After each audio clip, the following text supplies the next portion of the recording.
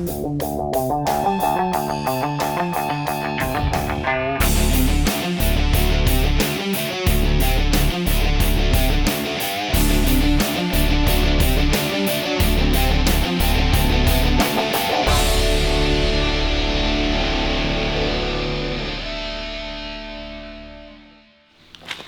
do you got, man? So we got a mad box of stuff from Aeroflow. They hooked us up really good. So let's bust it open and see what's in there. Oh wow. Mighty car mods, mad car parts for chopping. That's cool. It's gonna be awesome, dude. They actually watched the show, which is pretty rad. Yeah. Hello, Turbo Yoda. Hi. You ready for another weekend of it? Always ready. Always ready to build cars. So what is this stuff anyway? So Aeroflow do like a lot of fittings and performance parts. So they've supplied us with a lot of fittings, hose like fire sheaths. There's also something exploded. I think that's supposed to be the fitting lubricant. That's awkward. Dude, I know you're excited about the parts. Oh, it's everywhere. Man, so is this all like, this is all for fluids, right? Yeah, so this is basically all the that's the fluid transfer. I think the aeroplane probably did that to the box. Yeah, It's tread sealant. Yeah. Liquid. So this is brake line, hard line. There's 2 rolls of that. We got fire sleeve. They also do performance orientated tools. So that's a brake line cutter. There's also some AN spanners in here. Brake line swaging tool kit. So basically everything that we're going to need for the weekend. No, so brake lines, coolant hoses, oil lines, anything that has fluid running. Yeah, they also do like silicon for turbo setups and stuff. So we'll probably use some of that later on as well. Mad. Is that what we need, sir? Yeah, this is cool. Mad. Let's put it on your car, dude. Yeah, bro. Oh, so much help later. So while Benny's doing a bit of work on the drive shafts and stuff, I'm going to start on the wiring. So this vehicle's got, this is the engine loom, but it also incorporates ABS and wipers and power supplies from the body as well. So what we have to do is open it up and remove the engine side of things because the RB25 is no longer there, but we have to keep all the other stuff. Then we've also got, in this case, we're going to use, this is the VH41 loom, so all its glory. So what I'm going to do with this is the opposite. I'm going to pull out the engine wiring and leave all the VH41's cars wiper controls, like this sort of stuff. And when we've finished that, we're going to overlay it.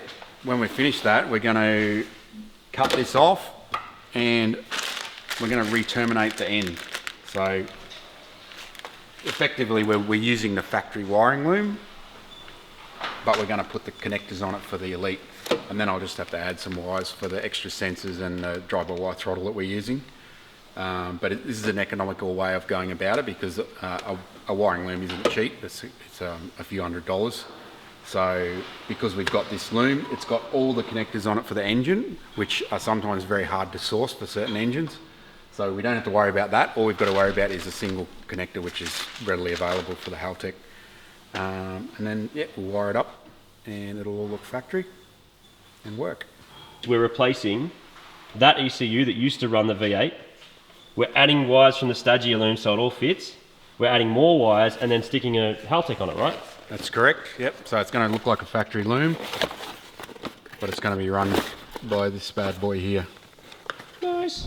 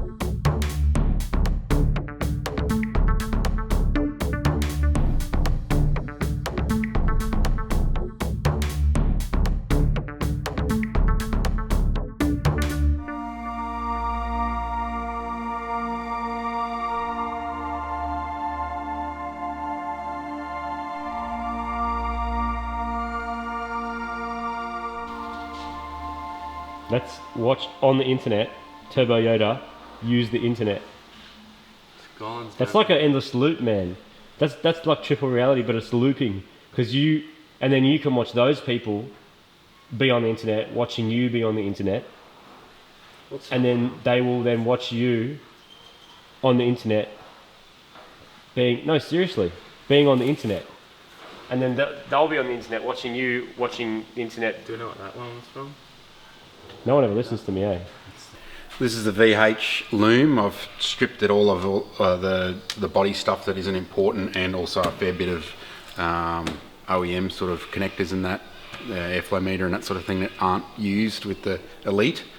It's ready to be overlaid over the R34 loom, the body loom, and just got the cut off ends to be terminated with the Elite plugs.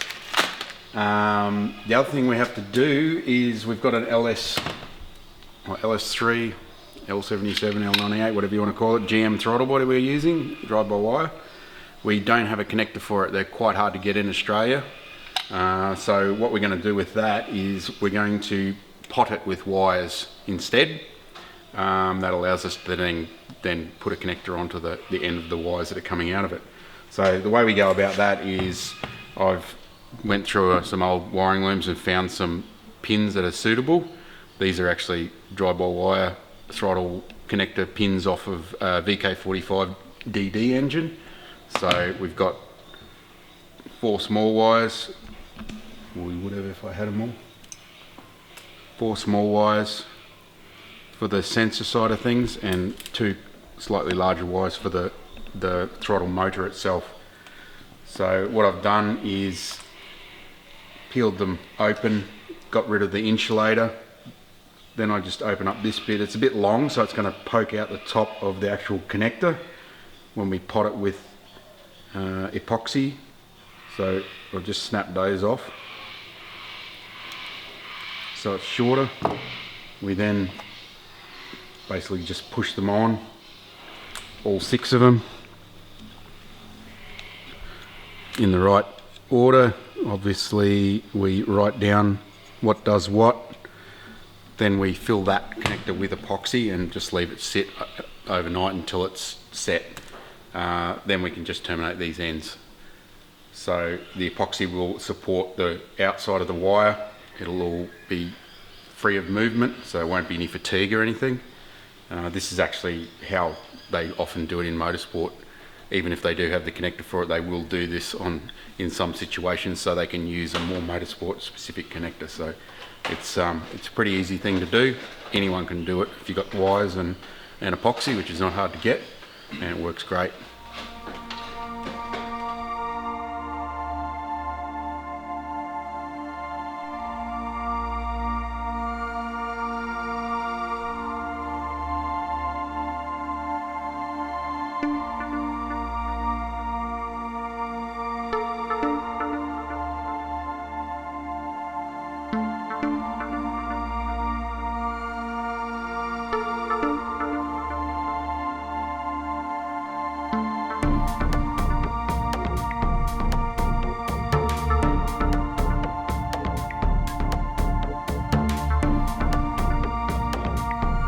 Done.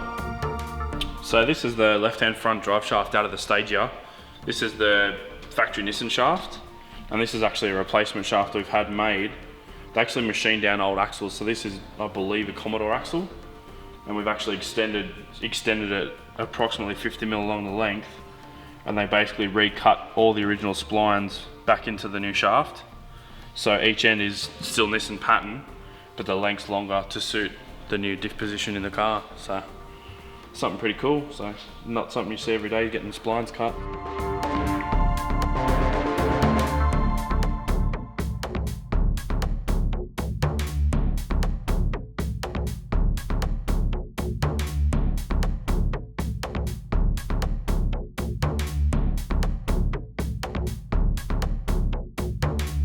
I found them.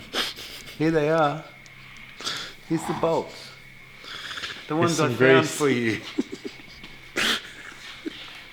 Hey Alan, where are the bolts? Yeah. Oh, thanks for the bolts, Alan. They're not the drive shaft bolts. Do we know if this one's going to fit yet? Sure. No, we will see if my very vague measurement worked. I really hope your measurements were on, bro. Went like this.